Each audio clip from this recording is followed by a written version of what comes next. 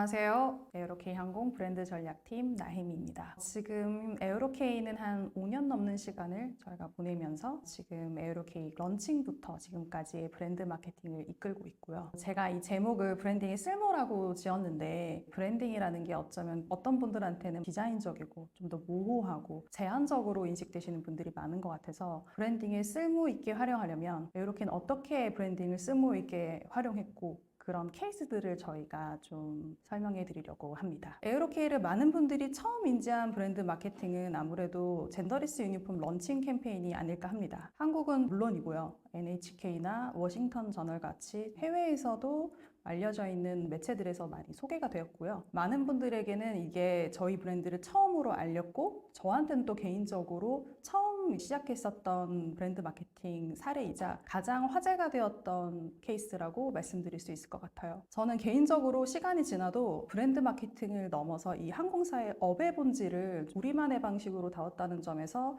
가장 기억에 남는 브랜드 마케팅이라고 생각하고 있습니다. 에어로케이는 일반적인 마케팅의 범주를 넓혀서 다양한 지점에서 브랜드 마케팅의 한 요소를 활용했는데요. 승무원이라는 아무래도 편견이 굉장히 많은 직종을 새로운 방식으로 정의하면서 채용을 브랜드 마케팅의 하나로 활용하기도 했습니다. 그리고 많은 분들이 항공사 하면 떠올리시는 기내의 식음료도 보통 기내에서 먹는 맛이 있는 것들은 맛이 없어, 특징이 없어 라는 그 편견을 넘기 위해서 스페셜티 커피 브랜드인 보난자 커피와 함께 무려 4개월 동안의 기내용 이 커피 테스트를 진행하고 개발하기도 하였고요. 그리고 새로운 식음료를 고민하고 있다가 제 생각엔 아마도 저희가 최초인 것 같은데 비행기에서 저희가 쌍화차를 판매하고 있어요. 이런 것들이 되게 저희에게 아직도 많은 분들에게 사랑받는 스테디셀러 잼이라고 할 수 있을 것 같습니다. 에어로케이는 이제 브랜딩 요소를 녹여서 팩캐리어라든지 사람들은 매칭하지 못하긴 하지만 콘돔 키트 같은 거라든지 객실 승무원의 크루 스니커즈 같은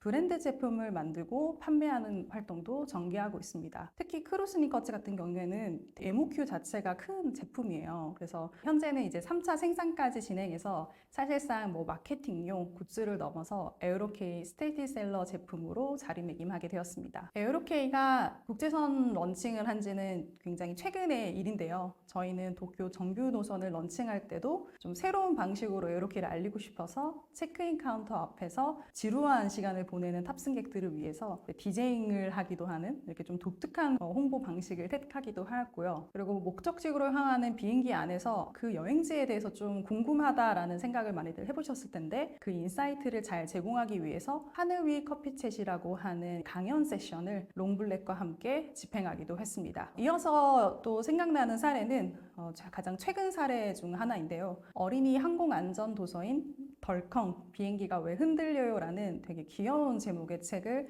저희 객실의 다양한 백그라운드의 승무원들 예를 들면 소방공무원 출신이라든지 아니면 특전사 출신이라든지 에어로케이 이 객실 승무원이 가지고 있는 다양성 안전을 향하는 다양한 이제 배경의 승무원들과 함께 집필하기도 하였습니다. 비행기를 탈 때마다 궁금한 부분들이 보통 되게 많으신데 그 부분들이 안전이라는 관점에서 다루어지고 그리고 어린이부터 어른까지 쉽게 이해할 수 있도록 만들어서 그 덕분인지 감사하게도 최근에는 이 도서 덕분에 국토부 장관 표창을 받기도 했습니다. 이렇게 저희의 활동을 들여다보면 분명 이런 생각을 하시게 될 것 같습니다. 항공사가 대체 왜 에어로케이라는 항공사는 이런 마케팅을 할까? 이 부분을 설명하기 위해서 에어로케이가 브랜드 마케팅을 왜 이런 방식으로 전개했는지 그 첫 시작에 대해서 들려드리려고 합니다. 우선 에어로케이 브랜딩과 마케팅을 이야기할 때는 먼저 비슷한 부분이라고 생각하실 수 있지만 그들을 분명히 구별해야 된다고 말씀드리고 싶어요. 사람들마다 브랜딩을 다른 방식으로 정의하고 브랜드 마케팅의 범주도 굉장히 넓지만 에어로케이 사례를 고려했을 땐 우선 브랜딩은 그 브랜드가 속한 세계에서 다른 것들과 타사와 어떻게 구별하게 할지 그 방향을 설정하는 게 가장 중요한 첫 시작입니다. 이 명확한 협의된 방향 속에서 가능한 브랜드가 연결된 다양한 요소에 넓게 적용하는 것이 브랜드 마케팅의 굉장히 중요한 요소라고 생각합니다. 에어로케이 브랜딩, 우리가 우리를 어떻게 정의하고 타 브랜드와 차별화하려고 하는지 그 방향성의 설정은 먼저 우리가 속한 산업의 특성에 맞춰서 먼저 설명해 볼게요. 사람들이 항공사를 왜 선택하는지 혹시 아실까요? 모든 분들이 다양한 이유가 있겠지만 사실 압도적으로 중요한 요인은 불변하게도 티켓 가격입니다. 일반적으로 소비자들이 스카이스캐너나 네이버 항공과 같은 항공권 가격 비교 사이트를 통해서 최저가를 검색하시고요. 그 다음에 본인들이 선호하는 스케줄로 선택지를 좁혀나갑니다. 더군다나 에어로케이는 로우 코스트 캐리어죠. 보통 저가 항공이라고 많이들 부르시는데요. 정확하게는 저비용 항공사가 정식 명칭이고요. 저비용 항공사는 이제 기존의 FLCC라고 불리는 항공사들의 가격 구성 요소 중 불필요한 것들을 빼고 저렴한 가격으로 승부를 보는 게 특징입니다. 이 가격 간의 치열한 싸움으로 어쩔 때는 진짜 단 몇천 원 차이에, 어쩌면 정말 몇백 원 차이에도 소비자의 선택이 갈리기도 하는데요. 그러다 보니 이제 더 높은 효율을 가져가야 하는 이 저비용 항공사들이 기내 이런저런 서비스를 무료로 제공하는 그런 방식의 서비스와 마케팅을 전개할 수 없다는 배경이 있습니다. 이러다 보니 이제 생기는 문제는 LCC 간의 차별화된 경험이 굉장히 부재하자는 점입니다. 제가 에어로케이에 조인한 초반에 이제 에어로케이를 어떤 식으로 브랜딩을 하고 마케팅을 할지를 되게 고민하면서 그러면 타 브랜드에 내가 LCC를 탔던 경험이 뭐가 있을지를 좀 생각해 본 적이 있는데요. 되게 당황스러웠던 게 제가 불과 그 조인한 시점에 1년 전에 제주 여행을 갔다 왔었는데 그 제주 여행에서 탑승했었던 그 저비용 항공사가 어떤 항공사인지 기억이 나지 않더라고요. 그때 알게 된 사실이 대부분의 사람들이 대한항공이나 아시아나 같은 이런 FSC 같은 경우엔 그 항공사의 이름을 기억하긴 하지만 그 외에는 그냥 저비용 항공사, 저가 항공사 탔다 이렇게 인식한다는 점이었습니다. 이런 현상은 아무래도 근거리일수록 더 두드러지는데요. 미주 노선이나 유럽 노선 같이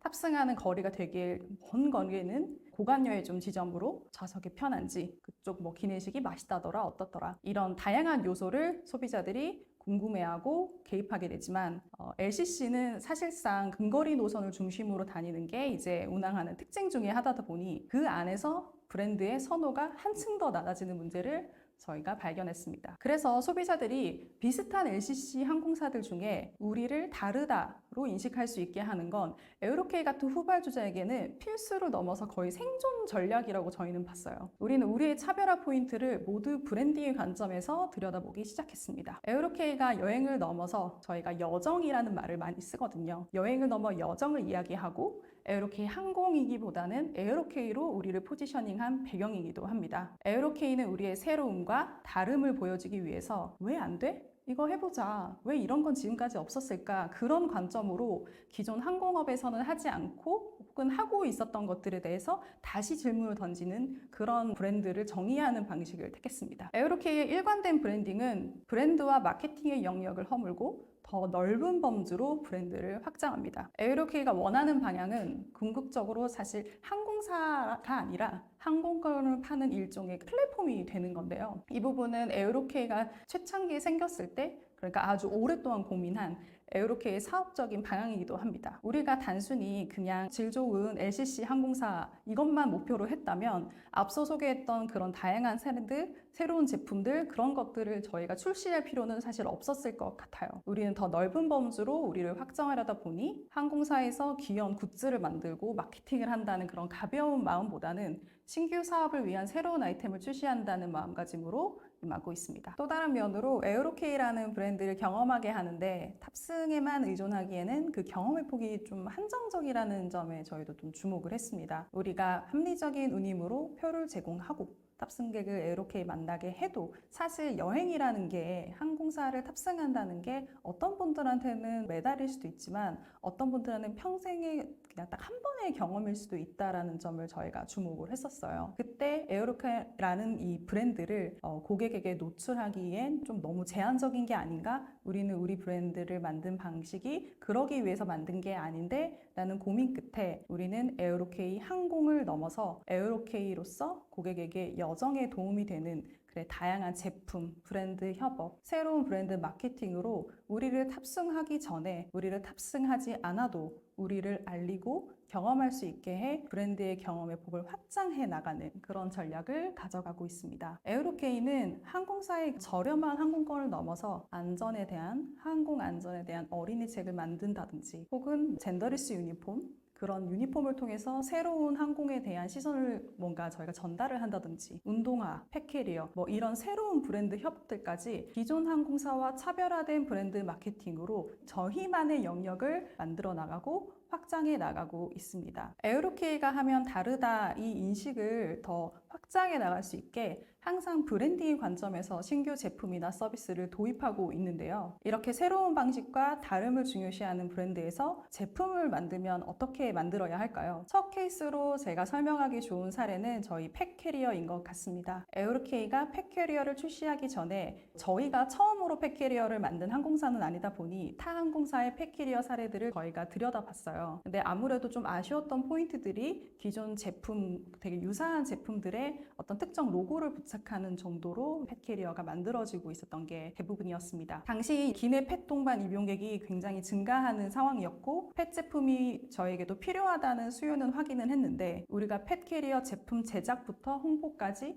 전 과정을 브랜딩 관점에서 이렇게 들여다보았어요. 그랬더니 되게 다양한 면면을 저희가 따져보게 됐는데요. 우선 첫 번째는 이렇게 세상에 많은 펫캐리어가 존재하는데 항공사가 에어로케이가 왜 펫캐리어를 만들어야 하지? 그리고 우리가 만드는 펫캐리어는 언제 필요하지? 펫캐리어와 관련된 항공사의 정책은 무엇이 있고 이 탑승객들은 어떤 거에 관심이 있고 어떤 걸 개선하길 바라지? 이런 펫 제품 제작을 넘어서 더 넓은 범주에서 고민을 시작했습니다. 이제 강아지나 고양이를 데리고 가시는 분들이 걱정을 많이 하시고 그리고 실제로 저희가 이 자문을 구하면서 훈련하시는 분들이나 수의사 이 자문단이랑 얘기를 했을 때 제일 위험한 경우가 갑자기 반려동물이 튀어나오는 상황이었었어요. 그 튀어나오는 상황이 생각보다 허접하게 만들어져 있는 이 펫캐리어에서 많이 반려동물이 탈출을 하고 그 탈출한 반려동물 때문에 갑자기 기내에서 비상 상황이 생긴다든지 그런 케이스들이 많다는 걸 저희가 알게 됐고요. 그거를 이제 좀 방지하고 싶어서 이중 잠금 장치 그리고 이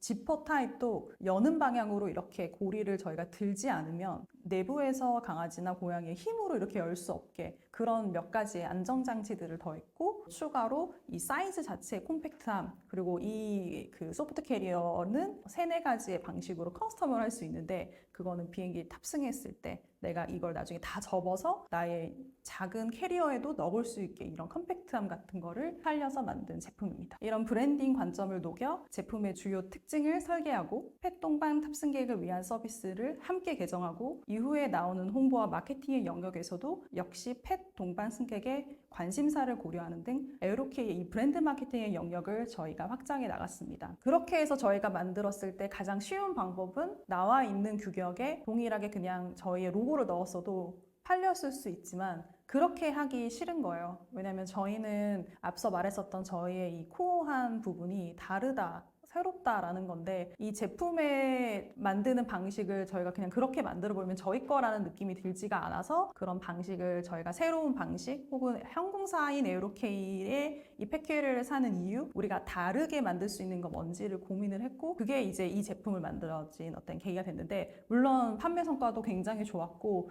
플러스로 이 제품을 이렇게 만들었다는 거를 아시는 이 탑승객들에게도 많은 관심이 됐었던 좀 회자되었던 케이스라고 할 수 있을 것 같아요. 저희가 180유기동물 입양가족의 이야기를 기내에 리플렛으로 탑재를 해서 그런 유기동물 인식해성 캠페인을 진행한 적이 있었는데요. 그때 이제 기내 판매 수익금을 기부하는 형태로 에어로케이가 가진 펫에 대한 어떤 그것이 펫캐리어를 만드는 것에서 그치는 게 아니라 우리는 하나의 제품 제작을 넘어서 우리의 브랜드 자체에 펫 프렌들리한 걸 가져간다는 그런 펫 제품의 그 디자인의 영역을 넘어서 커뮤니케이션 영역으로 확장하는 방식으로 펫 제품을 만들었습니다. 또 다른 적용 케이스로는 에어로케이의 식음료 사례로 이어서 소개를 해볼게요. 비행기에서 커피를 보통 마시면 맛이 없는 커피를 만날 확률이 되게 높은데요. 보통은 대형 커피 브랜드의 제품을 그대로 사용하고 있고요. 에어로케이가 이때도 좀 다르다는 메시지에 중점을 두다 보니 비행기 내의 커피 판매에도 이 시작점부터 다르게 고민을 시작하게 됐습니다. 비행기 내에서 더 맛있는 커피를 개발하기 위해서 보난자 커피와 저희가 협업을 하게 되었고요. 그때 다양한 타입의 원두 배전도를 기내에서 실험을 했는데 커피가 담기는 그 백의 재질을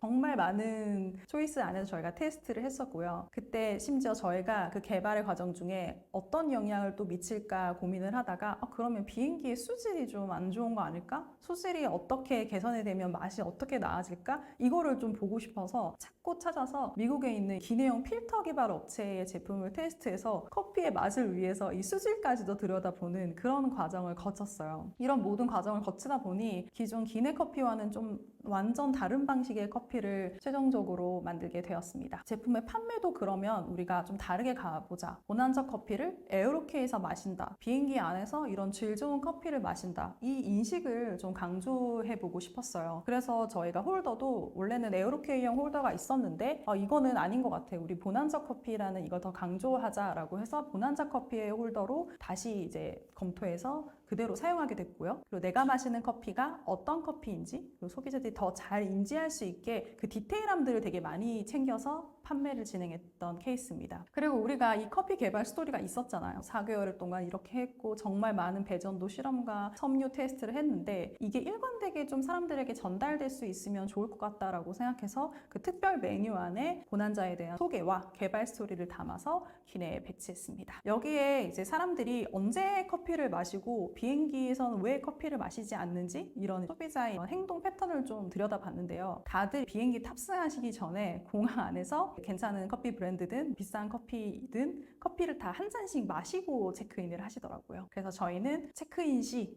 커피 바우처를 먼저 증정하는 방식으로 해서 사전 홍보를 진행했습니다. 결과적으로는 당시에 청주 제주라는 되게 짧은 운항 시간 그리고 비행기 한 대만 있었거든요. 그때 이 아이스 아메리카노를 굉장히 좋아하는 대한민국 사람들한테 커피만 제공할 수 있었던 여건인데도 출시 한 달여 만에 한 1,700잔 정도의 커피를 판매하는 좋은 결과를 달성하게 됐습니다. 이후에는 이때 커피에서 저희가 배운 것들을 녹여서 같은 공식을 도입해서 쌍화차라는 앞서 말씀드린 그런 새로운 음료를 성공적으로 도입하기도 했고요. 그때 이제 기내에서 접하기에는 낯선 음료이지만 커피에 버금갈 정도로의 매출 성과를 보이고 있습니다. 왜 쌍화차였냐? 예를 들면 50대 이상의 좀 나이가 있으신 분들을 타겟팅 하신 겁니까? 아니면 한국적인 거를 강조하고 싶으신 거였냐? 이런 얘기들 저희도 되게 많이 듣는데 사실 그건 약간 저희는 선입견이라고 생각하거든요. 왜냐면 저희가 지금은 조금 저물었지만 이런저런 한국 과자들이 한번 막 붐을 일으켜서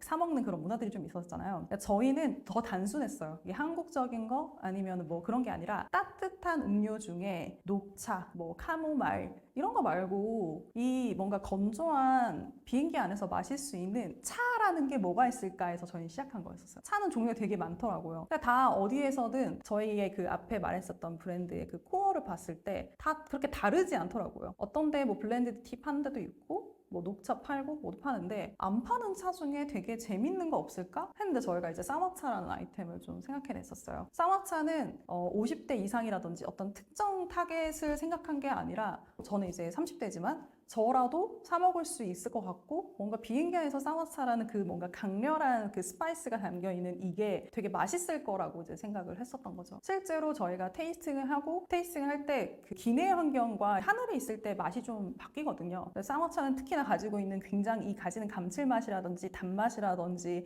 이 계피 향 같은 게 비행기 안에서 이 미각이 둔해지는 그때 오히려 되게 훨씬 맛있게 느껴진다는 것도 좀 발견을 했고요. 그래서 기내에서도 테스트를 해보고 괜찮은 쌍화차의 브랜드들을 되게 다 따져본 다음에 결과적으로 저희와 제일 잘 맞는 쌍화차 브랜드를 선정해서 도입을 했고 이제 말씀드렸던 그 러닝 그 레슨 그 케이스를 저희가 가지고 있으니 그거를 저희가 똑같이 도입을 해서 쌍화차를 이제 다시 소개를 했고 심지어 나중에는 커피를 다 마시실 거라고 생각했는데 쌍화차가 가진 그 매출이 오히려 더 커지는 그런 어떤 케이스도 저희가 만들었던 게 생각이 납니다. 저희가 왜 이걸 마실까라고 이제 생각을 해봤는데 아무리 커피를 좋아하시는 분들도 밤에 비행기를 타면서 커피를 마시진 않더라고요. 근데 뭔가 그거 있잖아요. 녹차를 주문하기엔 좀 돈이 아까운 느낌. 그 안에서 쌍화차라는 저희가 음료를 새롭게 좀 선보이기도 했고 저희가 그 쌍화차를 고를 때 그냥 쌍화차만 있는 게 아니라 일부러 고명이 되게 많은 쌍화차를 선택을 했었어요.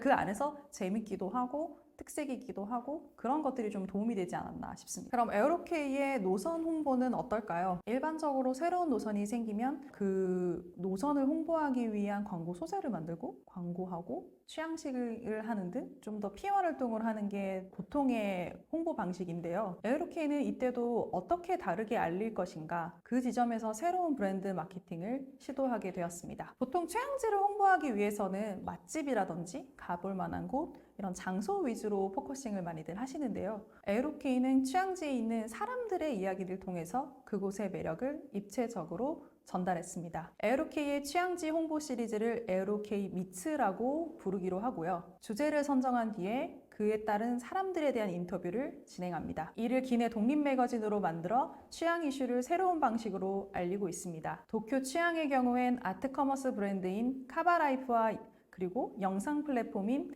다슬래시대시와 협업했고요. 도쿄의 라이징 아티스트들을 통해서 도쿄라는 도시를 좀 더 입체적으로 전달하는 그런 컨텐츠를 소셜미디어와 기내 매거진으로 배포하였습니다. 여기에 해당 아티스트가 만든 기념 굿즈를 출시하고 한국으로 초청해서 함께 공연을 이어나가는 등 에어로케이의 그런 도쿄 취향이란 이슈 자체를 하나의 단순한 홍보거리가 아니라 다층적으로 구성해서 입체적으로 알렸습니다. 이렇게 에어로케이만의 새로움과 다름을 코어로 새로운 브랜드 마케팅을 선보인 사례를 설명드렸습니다. 하지만 모든 브랜드가 그렇듯이 에어로케이의 지금까지의 이 활동들처럼 모두가 긍정적이고 희망찬 상황은 아니었겠죠. 저희도 그 어떤 브랜드보다 정말 많은 위기를 경험한 브랜드인데요. 지금부터 그럼 에어로케이가 이 브랜딩의 쓸모를 이 위기를 돌파하고 어떻게 기회로 전하는지 그에 대해서 좀 공유해 보고 싶습니다. 제가 유니폼 관련된 많은 인터뷰를 사실 했었는데요. 실제 제가 이제 발표했었던 그 당시의 유니폼이 미완의 상태였었어요. 유니폼은 그 유니폼을 입는 사람들이 되게 할 말이 많고 그걸 통해서 저희가 상징성을 가져가기 때문에 누구든 이런저런 말을 더하기 좋은 아이템이었습니다. 또한 일반 소비자들은 뭐 어떻겠어요? 당연히 이거 예쁘다, 이 유니폼 안 예쁘다 이런 말을 하기 너무 쉬운 아이템이더라고요. 당시 유니폼 디자인은 거의 완성은 되었는데 모두의 의견이 다 다르다 보니 이 남은 몇 퍼센트를 끝내 마무리하지 못하던 그런 상황이었어요. 특히 의복을 입어야 하는 경력직 승무원들의 반응이 정말 안 좋았는데요. 이제 이런 류의 유니폼을 당시에 보기가 좀 어렵기도 했고 이 브랜드에 대한 당시 제 자신이 없었던 것도 사람들에 대한 인식이 좀 안 좋았던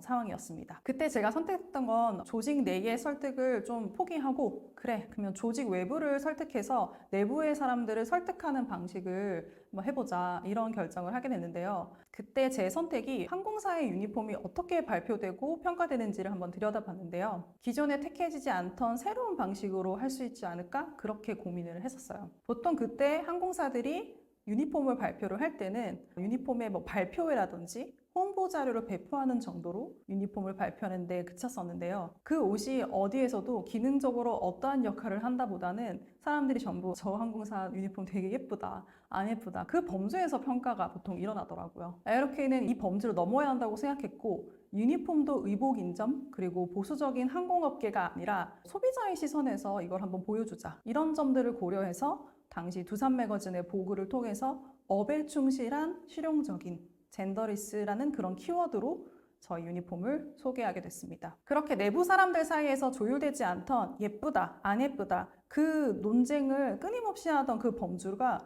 더 이상 의미가 없도록 저희가 그 논의의 틀 자체를 디자인의 영역이 아니라 커뮤니케이션의 영역으로 확장한 사례인데요. 그 결과는 앞에서 말씀드린 것처럼 런칭 전인 이 지방의 거점의 작은 항공사를 세계적으로 유명하게 만들었습니다. 이때 에어로케이의 방향성에 저희가 좀 자신이 생겼고 우리의 브랜드 마케팅의 모든 영역을 이제 그런 브랜딩의 관점에서 들여다보자 했던 그 첫 시작점이었습니다. 두 번째 위기 사례는 코로나 시기의 런칭인데요. 에어로케이는 항공 운항의 필수 자격인 이 AOC라는 걸 취득하기 위해서 한국 역대 항공사 중에 가장 오랜 시간을 버티고 런칭한 무려 14개월을 기다려 런칭한 항공사였습니다. 이후에 청주 제주 운항을 시작했는데요. 코로나로 언제 국제선 운항이 재개될지 모르는 그런 불투명한 상황이었어요. 코로나로 항공사에서 그나마 차별화를 둘 수 있는 게 식음료였을 텐데요. 그때 당시에는 식음료 판매도 전면 금지된 상태여서 새로운 콘텐츠나 마케팅을 또 선보일 수 있는 자본조차도 없었던 좀 최악의 상황이 아니었나 싶습니다. 하지만 앞서 설명드린 것처럼 저희는 좀 달라야 했고 소비자들이 에어로케이를 다르게 인식할 수 있는 브랜드 마케팅을 찾아야 했습니다. 코로나 시기라서 모두가 마스크를 끼고 취식이 불가능했죠.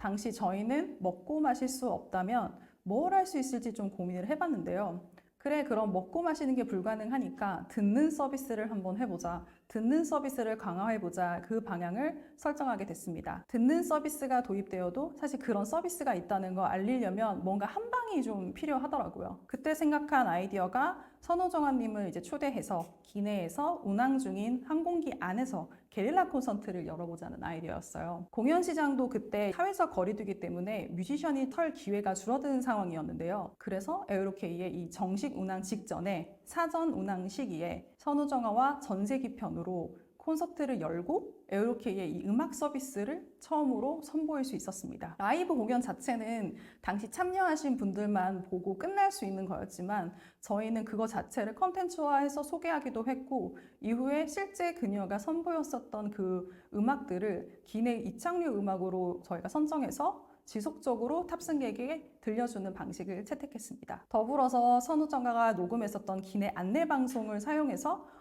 기존 항공사에서 없었던 그런 새로운 브랜드 마케팅 사례를 만들었었던 케이스입니다. 듣는 서비스로 에어로케이만의 브랜드 마케팅을 선보인 뒤 그 다음으로 주목한 아이템은 기내 도서관이었는데요. 저희 비행기 안에는 180좌석이 있는데요. 그 180좌석을 다 다른 타입의 책자로 저희가 채워서 도서관을 이용해보면 어떨까? 그게 모든 것의 시작이었어요. 그래서 180권의 시, 소설, 그래픽 노블 등 정말 다양한 책자를 탑재했고요. 승객이 비행 중의 시간을 더 긍정적이고 새롭게 경험할 수 있도록 설계했습니다. 가장 재밌었던 점은 책자가 이제 180종으로 랜덤하게 탑재되다 보니까 제주로 가시던 손님들이 2A 좌석에 앉았을 때는 소설을 발견을 하고 다시 또 청소행으로 비행기를 돌아올 때는 10D 좌석에서 만화책을 만나는 이런 자기가 아니라 책이 자신을 선택하는 그런 경험을 제공했습니다. 코로나 때 도입한 뒤에 저희가 너무 큰 호응이 있었고 지금까지도 이런저런 주제들의 도서관을 운영하기도 하고 어떨 때는 신간 도서 홍보가 필요한 작가들이나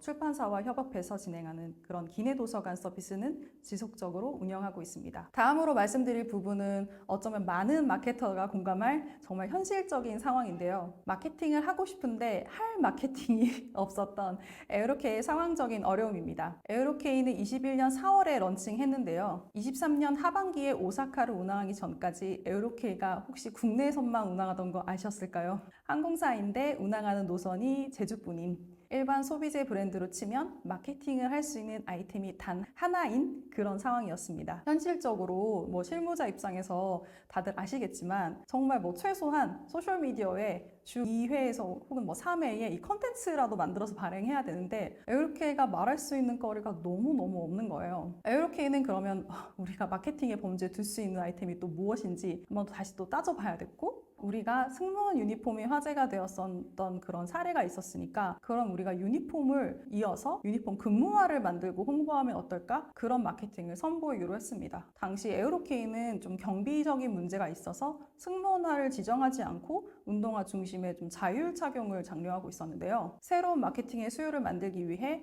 마더그란도와 운동화 타입의 승무원 근무화를 디자인하고 출시하게 되었습니다. 출시의 또 하나의 사실 정말 제일 중요한 배경은 신발의 이 MOQ 자체가 너무 큰 거예요. 이 신발의 MOQ가 큰 상황에서 생산비를 커버하기 위해서 판매의 영역에서 이 신발을 어떻게 가져갈지를 저희가 고민하게 됐었어요. 당시 에어로케이의 승무원이 20명 남짓이고 신발의 MOQ는 300개, 400개 최소 그 정도의 수량을 가져가야 됐으니 저희는 20명을 신기기 위해 대다수를 판매해야 하는 그런 모험을 해야 했습니다. 이 MOQ가 300~400개인 걸 20명을 위해서 신긴다는 게 마케터의 입장에서도 회사를 경영하시는 사람 입장에서도 되게 말이 안 된다라고 생각하실 수 있을 것 같았는데, 우선 중요했던 건 브랜드 이슈가 되게 없는 상황이었고 여전히 이슈가 될 수 있는 거는 에어로케이의 승무원이 가진 어떤 상징성이었었는데, 그때 제가 생각했을 때 저희만의 이 신발이 없다는 건 좀 너무 아쉬운 부분이었어요. 그래서 저는 그 자체가 사실 필요하다고 생각하기도 했고, 그리고 마케팅적인 부분에서 그게 화제가 될 거라고도 조금 자신이 있었어요. 이 1년의 과정을 거쳤으니까요. 그리고 그렇게 이 화제에 저희가 잘 전략적으로 이것을 알릴 수 있으면 판매도 뭐 한 달 만에 그렇게 다 팔릴 수 있는 수준까지 갈 거라고 기대하지는 않았지만 어느 정도는 그래도 팔릴 거다. 그래서 우리가 단순히 20명을 신기고 나머지의 분량을 그냥 보관하는 수준이 아니라 이 전체의 생산비를 메꿀 수 있을, 혹은 생산비에 도움을 줄 수 있을 정도의 어떤 거가 되겠다라는 어떤 감으로 플러스 약간의 자신감을 가지고 임했었던 케이스였었고요. 그 모험이 당연히 저의 이제 모험만은 아니고 저의 이 제안을 또 들어주셨던, 주목해 주시고 공감해 주셨던 이제 경영진 안에서의 그 판단도 같은 방향이 있었기 때문에 이 케이스가 좋은 케이스였다고 생각됩니다. 이렇게 노이슈의 브랜드에 승무원 운동하라는 새로운 이슈를 불러일으키고, 이를 통해 경비 절감은 물론이고 수익 창출을 일으킬 수 있는 그런 케이스를 만들었습니다. 크루스니커즈는 정말 놀랍게도 출시 한 달 만에 제작비 대부분을 메꾸게 되었고, 일부 사이즈는 품절되고 현재는 제가 알기로는 뭐 2차, 3차 이렇게 재발주를 해서 계속해서 스테디하게 팔리는 그런 제품으로 자리매김하였습니다. 금호화까지 마케팅의 범주에 두었는데, 그러면 우리가 또 더 해볼 수 있는 건 무엇일까 좀 고민을 했었고요. 그 당시 여전히 에어로키의 승무원이 가진 진보적인 이미지가 에어로키의 중요한 요소 중에 하나라는 걸 저희가 주목했고, 더 많은 얘기를 해보고 싶은 아이템이었기도 했었습니다. 당시 에어로케이는 새로운 비행기 도입과 더불어서 객실 승무원 채용을 준비 중이었는데요. 우리는 그럼 채용까지 한번 브랜드 마케팅에 활용해보자, 이런 아이디어를 저희가 내게 됐고, 이 채용 마케팅이 정말 재밌었던 점은 실제 승무원 지망생에게 저희가 어필했던 것도 있지만, 승무원이라는 앞서 말씀드렸던 편견이 정말 많은 이 업에 새로운 인식의 변화를 저희가 불러일으키고, 채용 홍보를 넘어서 에어로케이라는 이런 진보적인 시선을 가진 항공사로 저희를 알릴 수 있었던 점이 정말 재밌었던 점이었습니다. 채용을 브랜드 마케팅에 어떻게 활용했는지에 대해서 좀 더 구체적으로 말씀을 드리면, 정말 많은 20대의 젊은 친구들이 항공사의 객실 승무원 채용 시즌이 되면 키워드 쿼리가 바뀔 정도로 정말 많이 집중을 해주시는 그런 트렌드를 좀 봤었어요. 그리고 그때 당시 저희는 코로나를 겪고 있었고, 코로나 중에 에어로케이는 처음으로 채용 공고를 올리게 되는 그런 상황이었습니다. 그때 채용 담당자였던 뭐 HR에 계신 분과, 그리고 객실 승무원의 그런 책임을 지고 있는 내부의 이제 팀장님들이랑 같이 해서 제가 제안을 드렸던 게, 이 채용 자체가 너무 그대로 진행하기 아쉬운 사례다. 에어로케이 승무원이 가진 그런 상징성, 그리고 우리의 이 2기 승무원들이 들어오고 3기 승무원들이 들어오는 이거를 우리를 정말 잘 표현하는 브랜드 마케팅으로 활용하자, 이런 제안을 했었어요. 그때 그러면 어떻게 우리가 우리의 승무원들이 다르고 이런 사람이면 지원해봐, 너가 우리에게 너무 필요한 사람이야 라는 메시지를 좀 전달할 수 있을까 좀 고민을 했고, 에어로케이가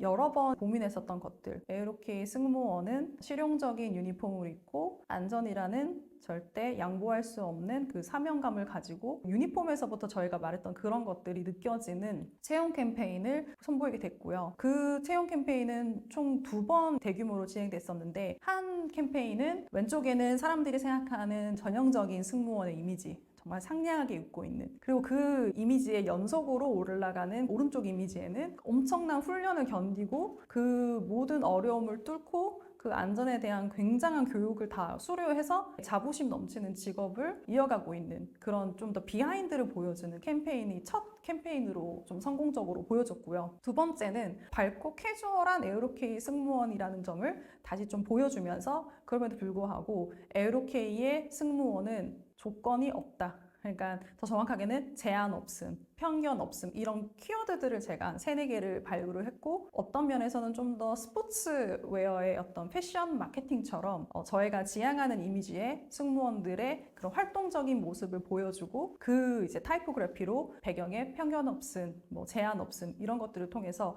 에어로케이는 학벌을 보지 않고 단지 당신이 정말 이거를 정말 잘 해낼 그 자신이 있는지 안전에 관심이 있는지 그런 것들을 보는 항공사야 라는 거를 2번째 채용 마케팅에 저희가 시도하게 되었습니다. 에어로케이가 브랜딩으로 제품이나 서비스를 어떻게 도입했고 우리의 위기를 브랜딩 관점에서 어떻게 기회로 전환했는지 저희가 좀 소개해 봤는데요. 에어로케이 관점을 제가 담당하고 있는 지금 이걸 보시고 있는 분들이 담당하고 있는 그 브랜드들에 어떻게 적용할 수 있는지 한번 저희 브랜딩의 쓸모를 정리해 보려고 합니다. 첫 번째는 브랜드를 확고히 하세요. 내 브랜드를 한 문장으로 설명하면 어떻게 설명하지? 그리고 타 브랜드와 차별화되는 요소는 무엇이 있지? 이렇게 질문해 보시고요. 무엇보다 중요한 거는 혼자서 고민하시지 마세요. 이게 제가 생각했을 땐 좀 마케터들의 문제일 수 있는데요. 마케터들이 마케팅을 제일 잘 알고 어떤 브랜드의 정체성을 잘 가져갈 수 있을 거라 생각하지만 저는 그렇지 않다고 보거든요. 이 브랜드를 확고화하기 위해서는 사실 브랜드와 가장 멀어 보이고 마케팅과 가장 멀어 보이는 분과도 저는 얘기해 봐야 된다고 생각해요. 예를 들면 옆 팀에 혹은 옆 자리에 앉은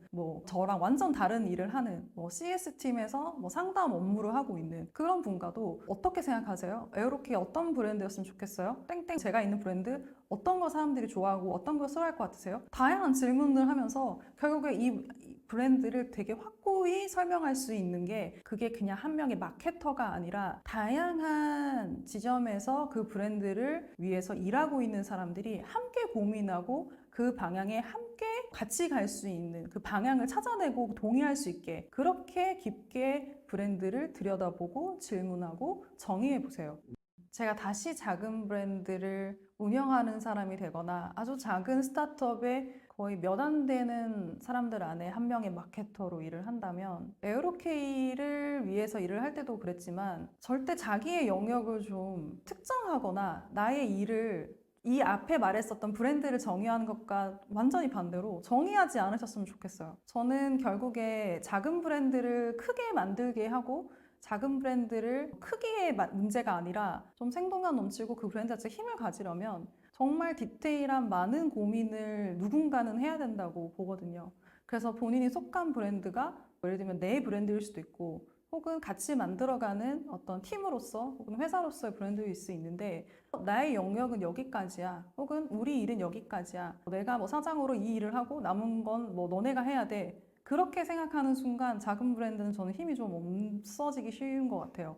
그 모든 그레이 영역에서 내가 저거 해볼 수 있을 것 같은데? 내가 마케터인데 나 저거 디자인 부분에서 저런 식으로 가져가는 거 제안해볼 수 있을 것 같은데? 혹은 CS적인 부분도 CS 팀장님 저 이런 아이디어 있는데 왜 우리는 우리를 무례하게 말하는 무례하게 대할 수도 있는 되게 별로인 손님들한테 더 강력하게 말하지 않으세요? 그런 것들 제안할 수 있잖아요. 그 가지고 있는 브랜드의 정체성을 굉장히 많이 고민하고 있는 사람이 만약에 이 영상을 본다면 저는 할 수 있는 거를 더 많이 찾고 사람들은 되게 자기의 일을 작게 하고 워라밸을 따질 수도 있지만 저는 만약에 작은 브랜드를 시작하는 사람이라면 그 마인드에서 좀 벗어나야 된다고 생각해요. 더 많은 회색지대에서 자기가 할 수 있는 것들을 찾고 함께 고민하고 팀플레이어가 되는 거를 추천드리고 싶습니다. 여기까지 에어로케이 브랜드 전략팀 나임이었습니다. 긴 시간 저의 얘기를 들어주셔서 감사드립니다. 아직은 작은 브랜드인 에어로케이의 사례가 작은 브랜드를 만들어가는 다양한 분야에 계신 분들에게 도움이 되셨길 바랍니다. 감사합니다.